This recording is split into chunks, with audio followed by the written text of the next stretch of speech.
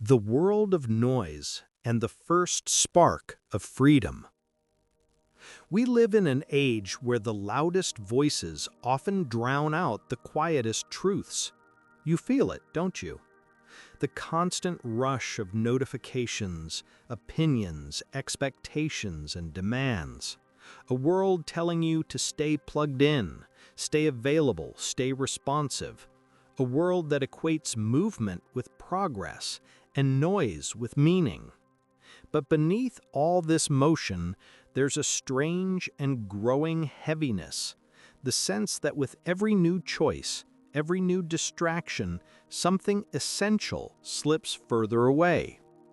You carry infinite access to information in your pocket, yet clarity feels increasingly rare. You can speak to anyone, anywhere, yet emotional connection feels thinner than ever. Modern life promises freedom, but what if its endless options have simply camouflaged a deeper captivity? Hannah Arendt believed that genuine freedom doesn't start on the outside. It begins in the landscapes within. She understood something modern life forgets, that you cannot be free unless your mind is free. Today, we begin a journey into her greatest insight, the lost art of inner resilience. This is not a motivational slogan or a quick fix. It's a philosophical survival guide for an overstimulated era. And the first step is simple: noticing the cage. The awareness that something is off becomes the first sign of awakening. Picture yourself standing on a quiet hill just before sunrise. The world is still dark, but there's a faint warmth on the horizon. That subtle shift, the one you feel before the light breaks, echoes the moment you realize you've been living on autopilot. For years, you've been managing expectations, performing roles, absorbing opinions, trying to keep pace with a world that never pauses. Arendt would say, "You haven't done anything wrong. You've simply been swept into a kind of collective momentum, a cultural pressure to be constantly productive, connected, and visible." But buried under that pressure is something remarkable: your untouched capacity to think freely. Arendt survived some of history's darkest storms, yet she insisted that the mind remains a place no tyranny can conquer unless we willingly abandon it. And that's where your awakening begins, not with dramatic rebellion, not with a life overhaul, but with one quiet recognition: the chaos around you cannot define the clarity within you. Today you step toward reclaiming the inner territory that belongs to you alone. Think of this part of the journey as preparing the soil, not planting seeds yet, just clearing space, making room for thought, making room for self-honesty, making room to breathe. Hannah Arendt and the birth of inner resistance. To understand the depth of Arendt's wisdom, imagine her life not as a history lesson, but as a testament to mental endurance. Born into a world of scholarship and ideas, she witnessed the descent of her own country into hatred and authoritarianism.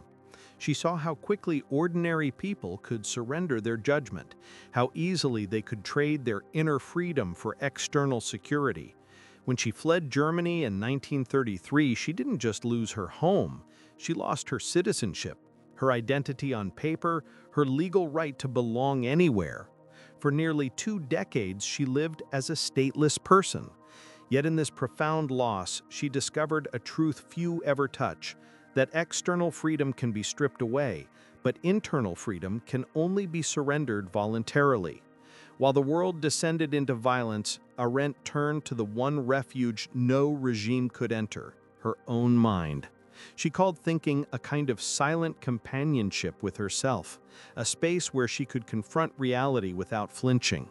And it was in this solitude that she sharpened the ideas that would later reshape how the world understood power, evil, and responsibility. Arendt didn't escape darkness by forgetting it. She walked into it armed with the lamp of thought, and that lamp never went out. Now bring this insight into your own life. Not because you are anywhere near the stakes Arendt witnessed, but because the pattern she identified is universal. Have you ever gone along with something just because everyone else is? Have you ever clicked share without reflecting, nodded to avoid conflict, repeated an opinion inherited from a group, a feed, or a headline? That is the modern face of thoughtlessness. Not dramatic, but subtle, creeping, comfortable. Arendt invites us to ask, how often do I think, and how often do I simply react? How often do I pause to understand, and how often do I adopt the nearest narrative? Thinking, she said, is dangerous, not because it harms others, but because it disrupts conformity. When you think freely, you become harder to manipulate, harder to provoke, harder to steer. You regain the inner agency that modern life quietly drains. Part of building inner resilience is awakening from the autopilot of thoughtless decisions. It's noticing the moments where your judgment is outsourced. It's reclaiming your mind from the speed of the world. And that awakening begins with a single question: is this truly what I think? Pillar 1. The Sanctuary of Solitude. Solitude is the foundation of all inner freedom. Not loneliness, solitude. In a world buzzing with stimulation, we've lost touch with what it means to be alone with our own thoughts. We fear silence because silence reveals truth, and truth demands attention. Arendt described thinking as a two-in-one, a dialogue with oneself. To think is to become both the speaker and the listener, the questioner and the answerer. This is where conscience is formed. This is where integrity takes shape. But that inner dialogue cannot happen in the middle of a crowd or a constant digital hum. To reconnect with your mind, you must create intentional spaces of solitude, not by escaping life, but by claiming moments of stillness within it. Imagine your mind as a room filled with voices that are not your own, the opinions of peers, the expectations of family, the noise of the online world. Solitude is the act of asking everyone else to step out so you can hear yourself again. It can be 5 minutes in the morning sunlight, a walk without your phone, or a moment before bed when the world finally settles. Solitude is the soil in which clarity grows. Without it, your thoughts stay scattered, fragile, easily swayed. Let's make this practical. Try this experiment. Tomorrow morning, before you look at a screen, sit with a cup of coffee or water and ask yourself one question. What is the quality of my mind right now? Don't judge the answer. Just observe. You may find restlessness. You may find exhaustion. You may find surprising calm. The goal is not to fix anything. It's to rebuild the inner friendship Arendt cherished.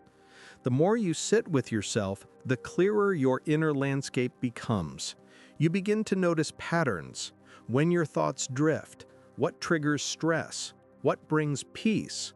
Solitude reveals the architecture of your inner world, and in that architecture, you rediscover your agency. You begin to separate your true voice from the noise. You learn to trust your own judgment. Solitude, practiced consistently, becomes a sanctuary you carry everywhere, a mental place untouched by chaos. And in that quiet space, resilience begins to read root. Pillar 2. The courage to judge. Judgment, in Arendt's sense, is not about condemning others. It's about reclaiming your ability to see clearly. In a time where opinions are packaged and delivered like products, genuine judgment has become rare. We are encouraged to react, not reflect, to adopt, not analyze. Yet the most dangerous loss in a human life is the loss of independent judgment. Because when you no longer evaluate the world for yourself, you become vulnerable to the strongest current, whether it is truth or deception. Arendt believed judgment is the skill that protects the mind from surrendering to conformity. It's the moment you stop and ask, what do I actually believe here? Exercising judgment means refusing to outsource your thinking to algorithms, groups, or trends. It means noticing when emotion pushes you toward conclusions that reason hasn't examined. It means resisting the comfort of ready-made narratives. In a deeper sense, judgment is self-respect. It is the refusal to let the world think on your behalf. And while it takes effort, it builds an inner sturdiness, a grounded presence that others feel. Arendt warned that the greatest dangers arise when people stop judging. To reclaim your freedom, you must reclaim your capacity to discern. Start with small, everyday moments. When a headline provokes outrage, pause. When a friend repeats a trending opinion, pause. When you're about to share something online without reading beyond the title, pause. This pause is the oxygen that allows judgment to breathe. In that brief gap, something powerful happens. You regain agency. You step out of the stream of automatic reactions and step into conscious choice. Ask simple questions. Is this the full picture? Do I understand the source? Am I reacting or thinking? Over time, this habit transforms you. You stop being carried by the emotional tides of the moment and start becoming the observer who sees them clearly. Judgment becomes a compass, subtle, quiet, but dependable. It does not make you rigid, it makes you intentional. It helps you navigate complex situations without losing yourself. Arendt saw judgment as an act of courage because it often means standing apart from the crowd. But that solitude is strength. When you trust your judgment, you stop seeking permission to think. You become someone who moves with clarity rather than noise. Someone who chooses their beliefs instead of inheriting them. Someone whose inner world cannot be hijacked by outer storms. Pillar 3. The practice of moral readiness. Moral readiness is the art of preparing your character before life demands it. It is the unseen training that shapes who you become under pressure. Arendt believed that thinking was not merely an intellectual exercise, but a rehearsal for ethical action. Just as athletes train long before competition, individuals must train their conscience long before they are tested. Moral readiness begins with defining your values. Not the values you wish you had or the ones others expect of you, but the ones that truly resonate with your core. Courage, honesty, compassion, integrity, discipline. Write them down. This becomes your internal constitution, your personal rule book. Once established, moral readiness becomes a daily practice of checking your actions against these principles, not harshly, not with guilt, but with honesty. When your behavior aligns with your values, you strengthen them. When it doesn't, your conscience speaks, and that discomfort is not failure, but guidance.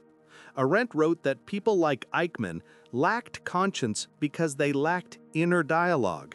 They lacked the internal friend who whispers, "This is not who you are." Moral readiness ensures that your inner friend becomes strong, clear, and unafraid to speak. Think of a time when you were pressured to take the easy route, to cut a corner, stay silent, or follow the crowd. Maybe you felt that tension, that subtle pull inside. That's the voice moral readiness strengthens. The more you practice aligning your daily actions with your values, the louder and more familiar that voice becomes. You begin to trust it. You begin to rely on it. When larger challenges come, ethical dilemmas, moments of uncertainty, decisions that reveal character, you're not starting from zero. You've built muscle memory. You've trained your inner compass. This is the quiet superpower of moral readiness. It transforms you into someone who can meet life's demands with steadiness instead of confusion. someone who knows who they are before circumstances try to define them, someone who can stand firm even when the world wavers.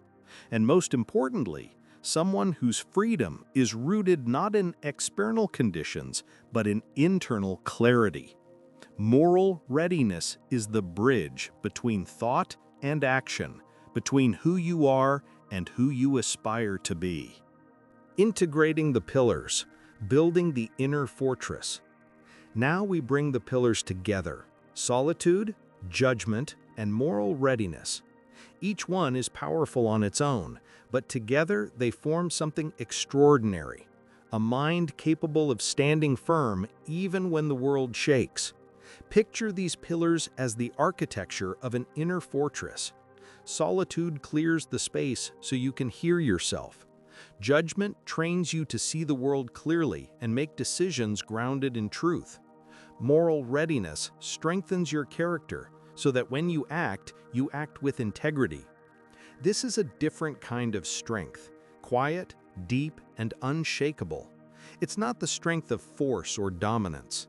It's the strength of clarity, the strength that comes from not being easily manipulated or swept away by fear or noise. Arendt believed that the greatest danger in modern life is not violence or chaos, but the erosion of the inner self. When people lose their ability to think, they lose their ability to act freely. But when you cultivate inner resilience, you become someone who cannot be coerced or confused into living a life that isn't truly yours. This fortress isn't isolation, it's self-possession. And the more you build it, the more peaceful, deliberate, and purposeful your life becomes.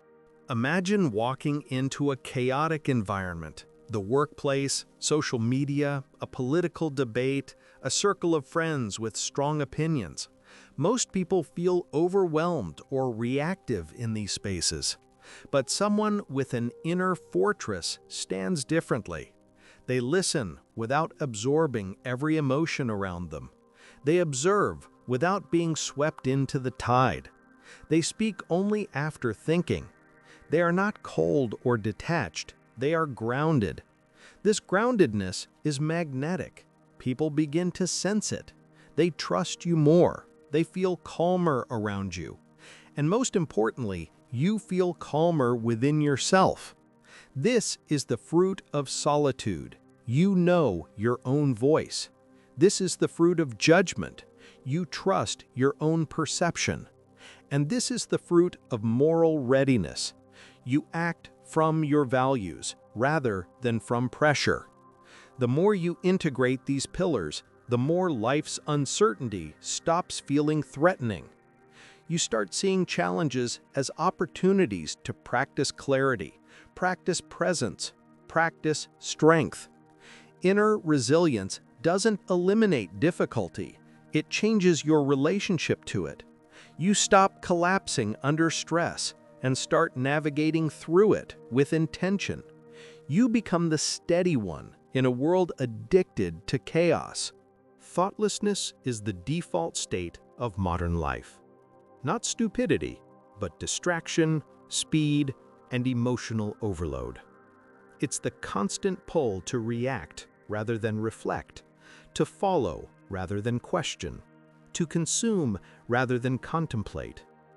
Awakening from thoughtlessness begins with noticing it. Have you ever finished scrolling and realized you remember nothing? Have you ever agreed to something you didn't truly think about? Have you ever felt your mood being shaped by voices that aren't your own? This is the modern erosion of the inner life Arendt warned us about. And awakening begins when you pause and reclaim the smallest unit of consciousness: attention. Attention is the first act of freedom. It is the choice to direct your mind instead of letting the world direct it for you. When you awaken, even briefly, you begin to sense how often your thoughts were borrowed. And in that realization, something opens. A space, a breath, a moment where you can choose again. Arendt's point was never that thinking solves everything. It's that thinking makes you capable of being yourself, fully awake, fully aware, fully human. This awakening is not a single event. It's a rhythm you practice, a return to yourself throughout the day. When you feel overwhelmed, pause. When you feel pulled into outrage, pause. When you feel the itch to react instantly, pause. In that pause, you reconnect with your inner dialogue. You ask, what's actually happening here? What am I feeling? What do I value? What's the wisest response? Thoughtlessness collapses under the weight of reflective attention. And slowly, the world begins to feel different. Not because it changed, but because you did. You respond more slowly, more wisely, more intentionally. You stop narrating your life through fear or urgency. You begin living through clarity and presence. This is the transformation Arendt spent her life illuminating, the move from unconscious existence to conscious living, from being swept along by events to participating in them with awareness, from reacting blindly to acting with integrity. When you practice awakening daily, even in small moments, you reclaim your mind one decision at a time. You rebuild the inner ground where freedom grows. Living the art of inner resilience.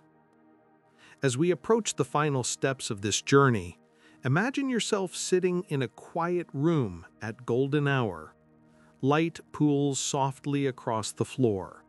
The noise of the world is muted behind the walls. In this stillness, something becomes clear. Everything you've learned is not theoretical, it's practical, it's usable, it belongs to your daily life. Solitude is no longer a vague idea, it becomes a meeting with yourself. Judgment becomes the act of choosing clarity over noise. Moral readiness becomes the steady voice that guides your actions. Together, they form a way of being that doesn't depend on perfect circumstances. Arendt understood that life is unpredictable. The world can change in an instant. But when your strength comes from within, turbulence becomes manageable. You begin to anchor your identity in something the world cannot take from you. Your ability to think, to reflect, to act with intention. This is the real meaning of freedom, not the absence of obstacles, but the presence of inner stability. A kind of freedom the world cannot grant and cannot remove. And as the light shifts in that quiet room, you begin to understand that resilience is not a shield, it is a relationship with yourself. Inner resilience changes how you move through the world. Small frustrations no longer dominate your mood. Difficult conversations no longer unbalance your center. The opinions of others lose their power to define you. You start noticing space between stimulus and response, that precious window where your freedom lives. Instead of collapsing into reactive habits, you use that space to choose, to act with purpose, to speak with clarity, to maintain your integrity even when it would be easier not to. Arendt believed that this ability to pause, think, and act with intention is what makes a fully human life possible. Not a life free from difficulty, but a life guided by meaning. The more you practice this, the more deeply your identity roots itself in your own consciousness, rather than in external validation. You're no longer shaped by pressure, you're shaped by principles. You're no longer pulled by trends, you're guided by values. And you begin to sense something powerful. Life becomes quieter on the inside, even if the world around you remains loud. This is the quiet revolution of inner resilience. Now, step back and see the full picture. You've learned the risk of thoughtlessness, the way it dulls the conscience and erodes freedom. You've seen how solitude clears the mind, how judgment strengthens discernment, and how moral readiness builds character. You've explored how these pillars come together to form the inner fortress Arendt spoke of. And now, as you integrate them, a new awareness arises. The power to think yourself free is not abstract. It's immediate. It's available in every moment where you pause before reacting, reflect before speaking, or align your action with your values.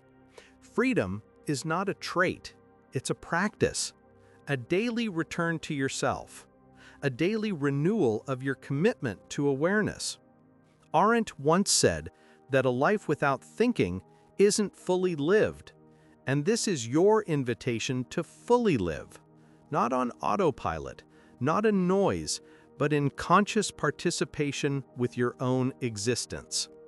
The world may pull you outward, but your task is to return inward again and again until that inner space becomes your steady ground. So now we arrive at the final step, not an ending, but a beginning. The beginning of a life practiced with intention. A life where resilience is not a dramatic display of strength, but a quiet, consistent fidelity to your inner values. A life where thinking becomes your anchor, your guide, your source of depth in a shallow world. This path does not require perfection. It requires presence. It requires humility. It requires the willingness to meet yourself honestly, day after day. If you commit to solitude, judgment, and moral readiness, you build a mind that can weather chaos without collapsing into it. You build a life that feels like your own. And you build the rarest form of freedom, the freedom that cannot be taken, only forgotten. So let this be your reminder. In an age of noise, seek stillness. In an age of distraction, seek depth. In an age of conformity, seek thought. Think yourself free, one honest moment at a time. If this journey spoke to you, consider subscribing to join a community committed to growth, presence, and inner strength. And if someone in your life needs this message, share it with them. Thank you for taking this time to think deeply, to breathe, and to build something unshakable within yourself.